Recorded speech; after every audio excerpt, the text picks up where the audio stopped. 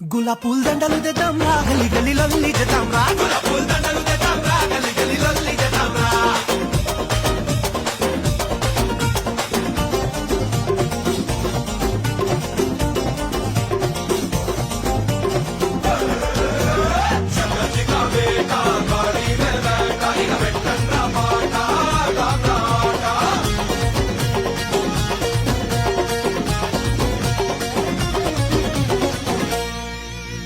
కిలోన్నర గుడాలుడకబెట్టుకొచ్చిందొకడు 2 లీటర్ల పాయసం తీసుకొచ్చిందొకడు. అరే అమ్మ తోడు ఘోరంగా హైలైట్ ఉన్నారు వీళ్ళు.